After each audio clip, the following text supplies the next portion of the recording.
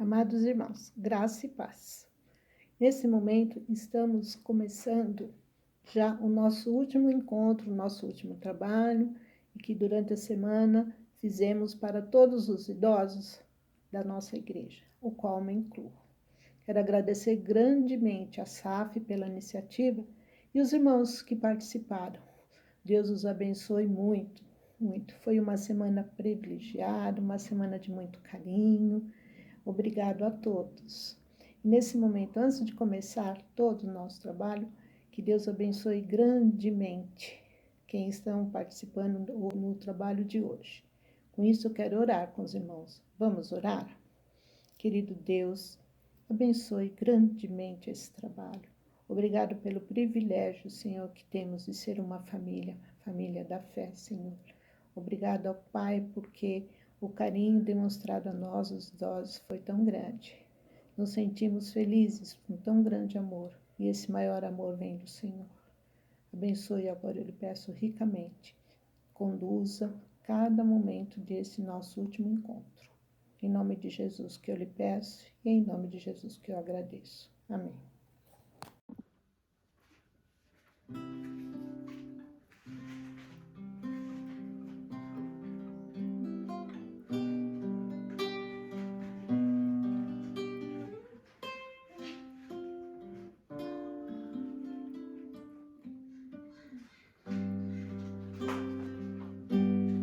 Tu me sondas, em tudo me conheces, até o meu pensar, Senhor, sabes tu, eu sei,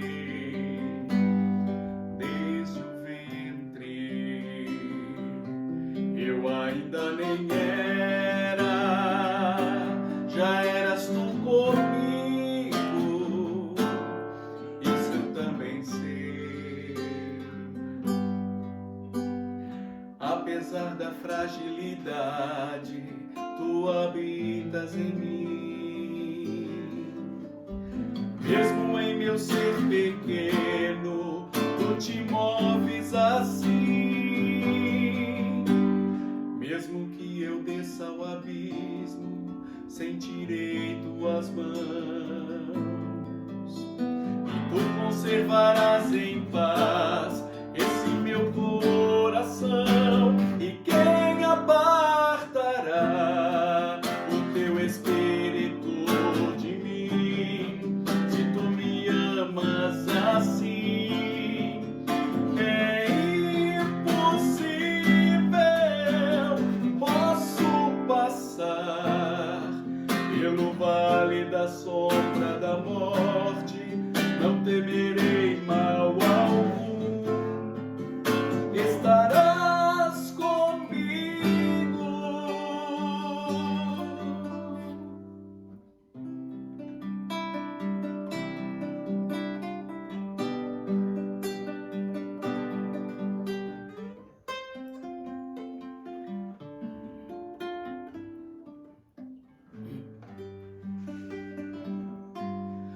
Tu me sondas,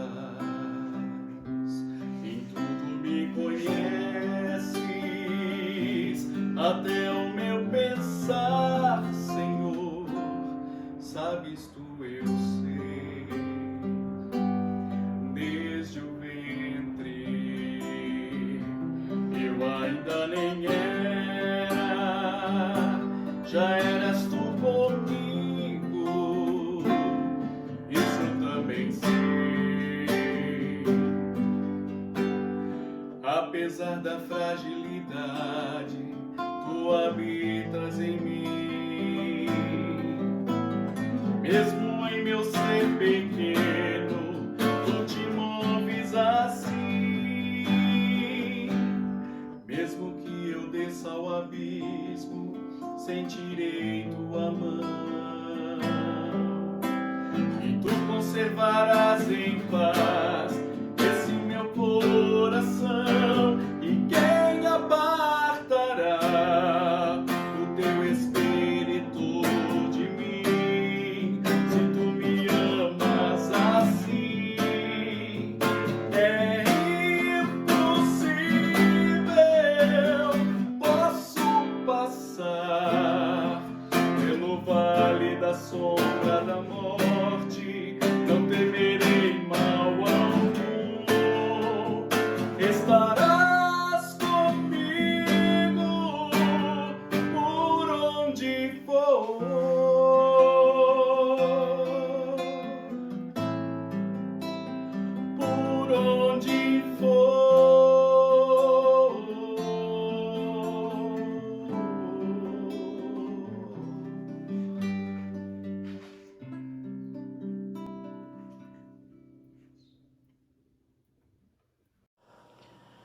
Boa noite, irmãos, graça e paz. Nós queremos agradecer a Deus pela vida dos nossos avós. Eu convido os irmãos que acompanhem comigo a leitura da palavra do Senhor, que se encontra em Salmo 89, os versículos 1 a 5. Promessa do reino messiânico a Davi. Cantarei para sempre as tuas misericórdias, ó Senhor. Os meus lábios proclamarão a todas as gerações a tua fidelidade. Pois disse eu, a benignidade está fundada para sempre, a tua fidelidade tu as confirmarás nos céus, dizendo: Fiz aliança com o meu escolhido e jurei a Davi, meu servo, para sempre estabelecerei a tua posteridade e firmarei o teu trono de geração em geração. Celebram os céus as suas maravilhas, ó Senhor, e na Assembleia dos Santos a tua fidelidade. Vamos, neste momento, agradecer a Deus pela vida dos nossos avós. Senhor Deus, Pai bendito, louvado seja, ó Deus, o teu nome, porque tu és santo, tu és o Deus eterno, o Deus de amor, o Deus de misericórdia. Nós queremos nesse momento, Senhor, te agradecer pelas nossas vidas, agradecer em especial, Senhor, pela vida dos nossos avós, agradecer, ó Deus, porque nós podemos conviver em união, podemos, ó Deus, louvar o teu nome, podemos, Senhor, te adorar por tudo que o Senhor é e tudo que o Senhor tem feito em nossas vidas. Pedimos as tuas bênçãos na vida de cada um deles, que eles possam estar passando todo o conhecimento que tem do Senhor para os seus netinhos, para aqueles netos da fé também, Senhor, que convivem com eles na igreja, que possamos, ó Deus, crescer espiritualmente, crescer para a honra e glória do teu nome, Senhor, aprendendo sempre da tua palavra. Senhor, nós te pedimos que o Senhor nos preserve na fé, no amor fraternal. Pedimos que o Senhor, ó Deus, ouve as nossas súplicas e responda-nos, ó Deus, segundo a tua vontade. Pai Santo, perdoa as nossas faltas e aumenta a nossa fé em Ti. Nós te pedimos e agradecemos no nome do nosso Senhor e Salvador Jesus Cristo. Amém. Eu passo a palavra para o pastor Tito. Olá, meus irmãos, graça e paz. Quero trazer uma palavra que se encontra em Isaías capítulo 46, versos 4 e 5, que dizem assim: Ouve-me, ó casa de Jacó, e todo o restante da casa de Israel, vós, a quem desde o nascimento carrego e levo nos braços desde o ventre materno, até a vossa velhice, eu serei o mesmo, e ainda até as cãs eu vos carregarei. Já o tenho feito. Levar-vos-ei, pois, carregar-vos-ei e vos salvarei. Em nossa sociedade tecnologicamente rica, considerada como avançada, por vezes é tentador tratar a velhice como uma espécie de fardo, um incômodo, ao invés de ser considerado algo a ser abraçado, respeitado ou até mesmo recebido em ações de graças para com o Senhor. Muitos de nós tememos ficar grisalhos, contamos os fios brancos quando eles começam a surgir e ficamos com receio de não poder mais fazer as coisas que fazíamos quando jovens. Alguns procuram mascarar ou até mesmo superar a velhice com remédios anti-envelhecimento, descobertas médicas revolucionárias. Embora, claro, que os cuidados com a saúde, com a alimentação, com exercícios, sejam necessários e também bíblicos.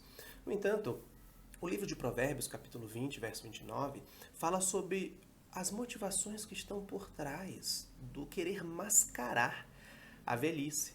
E uma dessas motivações é a falta de compreensão de como a velhice é uma bênção dada por Deus. Veja, não há problema nenhum você pintar o seu cabelo, desde que no seu coração você saiba receber a velhice com gratidão. Salomão diz: a glória dos jovens é a sua força, mas o esplendor dos velhos são os seus cabelos brancos. Em algumas versões, são as suas cãs, que significam cabelos grisalhos, cabelos brancos. Então perceba, que os jovens são reconhecidos pela sua força, mas o esplendor, a glória dos idosos são os seus cabelos brancos e tudo o que eles representam. Então, o que nós vamos observar nessa mensagem é Deus lançando sobre nós uma visão rica do envelhecimento. Como que um cristão deve, de forma diferente, em um mundo que teme a velhice, luta e esconde a velhice, como um cristão deve se portar, recebendo a velhice de forma a glorificar ao Senhor. Eu quero pensar aqui com vocês, meus irmãos, em alguns pontos. Em primeiro lugar, vamos considerar rapidamente o desprezo que o nosso mundo tem para com a velhice através das tecnologias. O que eu quero dizer com isso? Geração após geração, as pessoas têm procurado superar o envelhecimento com diversos tipos de tratamentos, técnicas, medicamentos e até mesmo perseguindo a tão desejada fonte da juventude. Nos nossos dias, nós perseguimos essa fonte da juventude através de tecnologias, buscando desenvolver soluções anti-envelhecimento, transcender o tempo, o uso de qualquer tipo de recurso que possa, de alguma forma, vencer a proximidade da morte. Diversas pessoas que são consideradas grandes empresários, pessoas poderosas no mundo, são fascinados com essas tentativas de tecnologia para a expansão da vida, tentando de alguma forma perpetuar, aprimorar o envelhecimento, de modo até mesmo tentar evitá-lo. Lógico que a gente sabe o que está por trás disso. É um medo da morte. O homem mais rico do mundo recentemente, chamado Jeff Bezos, ele é o grande gerente daquela empresa chamada Amazon. Ele recentemente injetou dinheiro em uma empresa da Califórnia que tinha como objetivo deter o processo de envelhecimento. A campanha que essa empresa iniciou já arrecadou quase 500 milhões de reais. E o financiamento dessa campanha é para que inicialmente eles consigam bloquear as células que causam velhice, artrite e até mesmo a perda de visão. Então veja, 500 milhões de reais para tentar superar alguns aspectos da velhice. Além disso, nós temos alguns sonhos utópicos de superar o envelhecimento e a morte que chamam a atenção.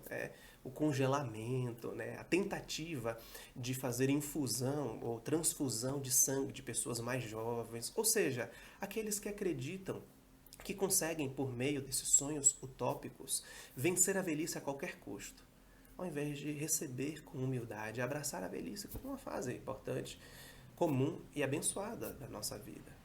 Segmentos inteiros de pesquisa tecnológica médica se concentram em determinados medicamentos, tratamentos anti-envelhecimento. Eu cito, por exemplo, uma empresa de biotecnologia que tem conduzido alguns testes clínicos de um medicamento que visa retardar o declínio do sistema imunológico que está relacionado com a idade, com o desenvolvimento da idade. Porém, essa droga só foi testada com sucesso em ratos, em pequenos animais, em leveduras, em algumas bactérias. Não se sabe ao certo se ela vai ser aplicada a seres humanos. Mas veja, o que está por trás disso? Prolongar a vida, tentar manter as pessoas vivas por mais tempo possível. Esse é o primeiro ponto que a gente precisa considerar. Como as nossas tecnologias tentam a qualquer custo prolongar a vida. Isso aqui está de um lado. De outro lado, meus irmãos, nós temos um outro extremo, que é aqueles que desprezam a velhice não por buscar tecnologias para prolongar a vida, mas por causa do pessimismo e a visão ruim que eles têm acerca da velhice. Por exemplo, são aqueles que negam que vale a pena viver por um longo tempo ou chegar a uma grande idade. Recentemente, um médico americano chamado Ezequiel Emanuel argumentou que a vida deveria ser até os 75 anos de idade. Ele disse que a vida após os 75 anos de idade não valeria a pena ser vivida. E ele disse que aqueles que vivem acima de 75 anos são uma espécie de estorvo, acabam drenando os recursos da sociedade. E ele prometeu recusar qualquer tipo de intervenção médica, vacina, antibiótico, depois que ele completar 75 anos de idade. Veja, o que está por trás desse pensamento, desse médico e de muitas pessoas? Estas pessoas acham que se a pessoa não possui uma contribuição ativa, engajada para a sociedade, a vida não vale a pena ser vivida. A vida, para eles, só é satisfatória se ela consegue contribuir com algum esforço, com algum trabalho para a sociedade. Veja, se nós levássemos esse padrão de 75 anos de idade, o que é que nós consideraríamos o trabalho de Abraão, Noé, Isaac, o próprio apóstolo João, entre tantos idosos que tiveram, Moisés, né, que tiveram na sua vida a sua velhice abençoada por Deus e foram instrumentos nas mãos do Senhor. Mas por mais estranha que essa visão pessimista de que a vida idosa não vale a pena ser vivida, por mais estranha que pareça, a sua base está justamente nessa ideia utilitarista do ser humano. Ou seja, o ser humano tem o seu valor baseado naquilo que ele pode fazer ou naquilo que ele pode contribuir. E perceba que essa visão, cada vez mais difundida em uma sociedade tecnológica, é uma visão que os crentes deveriam rejeitar completamente. Essa base utilitarista para atribuir valor à vida humana é contrária à Escritura, contrária à dignidade que nós temos, que não pertence a nós mesmos, mas que situa justamente no valor que recebemos de Deus pelo fato de termos sido criados à imagem e semelhança do Senhor, como nos mostra Gênesis, capítulo 1, verso 26 e 27. Isso significa que mesmo que supostamente você já tenha trabalhado a sua vida inteira, e agora você tenha pouco a oferecer à sociedade, você ainda tem um valor, porque você foi criado à imagem e semelhança do Senhor. E só Deus determina não apenas os dias da sua vida, mas também o valor que você tem, o propósito de vida. E até mesmo na velhice, você ser frutífero, como nos mostra o Salmo. Então perceba, meus irmãos, que de um lado nós temos um extremo, daqueles que tentam evitar a qualquer custo a velhice, e outros que olham para a velhice como algo pejorativo, como algo ruim, e que têm buscado e têm aumentado a busca de pessoas através dessa técnica chamada eutanásia, que é o desligamento de aparelhos ou a morte assistida por pessoas idosas que acreditam que não vale mais a pena prolongar uma vida idosa. Qual seria a proposta bíblica? E nós chamamos aqui, em terceiro lugar, essa proposta de abraçar o grisalho dos cabelos. É isso mesmo, vamos lá. O que a Escritura quer nos mostrar que, por vezes, nós temos que estar atentos, pois é possível que alguns crentes caiam nesses perigos que nós citamos, tanto de considerar a tecnologia como algo que vai superar essas limitações que nós, seres humanos, teremos que lidar com a nossa idade, ou considerar a vida apenas como algo útil, com aquilo que nós podemos contribuir com a nossa juventude. Muitas vezes nós clamamos pelos mesmos tratamentos médicos que prolongam a vida, tratamos os idosos muitas vezes como fardos, ao invés de serem considerados como pessoas à imagem e semelhança de Deus. Por vezes nós falhamos em minimizar os talentos e as contribuições dadas por Deus aos idosos para a vida da igreja. Muitas vezes nós destacamos apenas a juventude como algo a ser observado. Nós superestimamos os jovens e os seus talentos muitas vezes, e por vezes esses talentos não foram ainda testados, né? E a Escritura sempre aponta para que líderes sejam experimentados, testados, refinados. A Escritura trata com muita dignidade as pessoas que com idade servem ao Senhor, os anciãos, as mulheres idosas que devem ensinar as mais novas como amarem os seus maridos, como cuidarem do seu lar. Então veja que a Escritura quer que nós olhemos com essa dignidade que eles possuem, mas os próprios idosos também precisam abraçar essa velhice. Os cristãos não devem seguir esse estilo de vida que olha para a velhice como algo baixo, como algo ruim, porque a Escritura nos chama para essa visão mais elevada da velhice. Por exemplo, na lei, lá em Levítico capítulo 19, verso 32, o Senhor considera os idosos como alguém que tem tanta dignidade a ponto de nós temos que nos levantar, nos colocar em pé para recebê-los e saudá-los. O texto diz assim: diante das cãs te levantarás. Ou seja, diante daqueles que têm cabelos brancos, você deve se levantar e honrarás a presença do ancião e temerás o teu Deus. Eu sou o Senhor. Então veja como está conectado com o temor do Senhor, o respeito ao Senhor, o respeito que nós temos também pelas pessoas idosas. As pessoas que carregam seus cabelos brancos são dignas de honra e respeito. E é por isso que a lei conecta o temor do Senhor, o respeito ao Senhor, com também o respeito aos mais velhos. Isso é algo tão escriturístico que você percebe também na lei, em Êxodo 20, quando a Escritura diz: honrarás o teu pai e a tua mãe. Ou seja, o respeito que o idoso deve ter, e ali pai e mãe, não é apenas o aspecto biológico, mas pessoas que são referências espirituais, autoridades em nossa vida, pais morais, pessoas que são importantes em nossa vida, que desenvolveram papéis paternos e maternos em nossa vida, são dignos de nossa honra.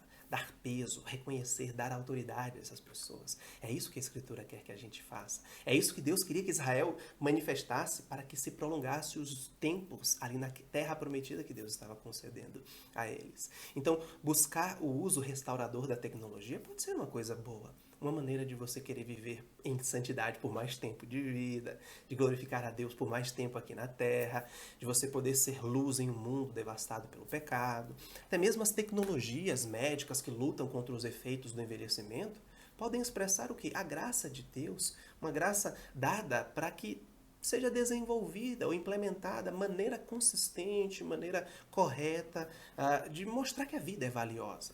E que se ela pode ser prolongada, ou seja, aumentar a sua expectativa de vida de forma correta, com a ética bíblica, isso é algo maravilhoso que aponta para o nosso Criador.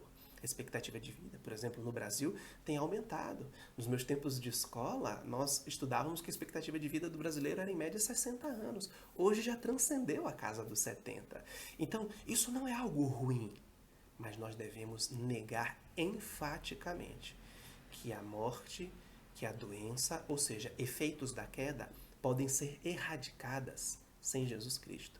E é isso que muitas vezes os tratamentos, as tecnologias, as inovações buscam fazer. Acabar com a morte, acabar com a dor, acabar com o sofrimento, acabar com a doença, sem considerar a redenção em Jesus Cristo. Nós cristãos não podemos admitir isso jamais. Se vivermos essa vida como se fosse tudo o que existe, naturalmente nós procuraremos com todo o empenho estender o maior tempo possível. E se porventura nós aceitarmos que o valor da vida humana se dá determinada apenas por aquilo que as pessoas podem produzir, fazer, nós continuaremos a desrespeitar os idosos e desvalorizá-los. Mas se, em vez disso, nós deixarmos a palavra de Deus nos guiar, nós veremos que a velhice não é algo a ser evitado, não é algo a ser escondido, não é algo vergonhoso, não é algo pesaroso, mas é algo a ser abraçado. Pois Paulo nos diz que o viver é Cristo. Se Deus quer nos conceder em vida, o viver é Cristo. Mas o morrer é lucro. Se Ele quiser nos recolher, estaremos com um ganho inestimável. E qual é o lucro? Veja, esse lucro que o Senhor nos promete é melhor do que qualquer sonho utópico que a tecnologia jamais alcançará. É o lucro eterno de desfrutar para sempre na presença de Deus, aquele que nos criou e aquele que determina o nosso valor e a nossa dignidade, aquele que cuida de nós todos os dias das nossas vidas aqui na terra, até aquele dia precioso que Ele mesmo nos recolherá para a sua presença. Até lá, meus irmãos, não se esqueçam desse texto maravilhoso que diz, Isaías 46, 4 e 5, ouve-me, ó casa de Jacó e todo o restante da casa de Israel. Vós, a quem desde o nascimento carrego, levo nos braços desde o ventre materno até a vossa velhice. Eu serei o mesmo. E ainda até as cãs, com seus cabelos brancos, eu vos carregarei. Já o tenho feito, levar-vos-ei, pois carregar-vos-ei e vos salvarei. O Senhor é quem cuida das nossas vidas. Estejamos nós como crianças em seus braços maternos, como referência que ele faz aqui a uma mãe que cuida de uma criança, ou estejamos nós na velhice, ainda assim estaremos ali, nos braços daquele que nos ampara, desde o primeiro suspiro nessa vida até o último. Que Deus nos faça perceber que a velhice é uma bênção preciosa. Quanto mais, meus irmãos, essa velhice que é administrada, guiada, amparada, suportada, carregada pelo próprio Senhor, que tem cuidado das nossas vidas e cuidará até o fim.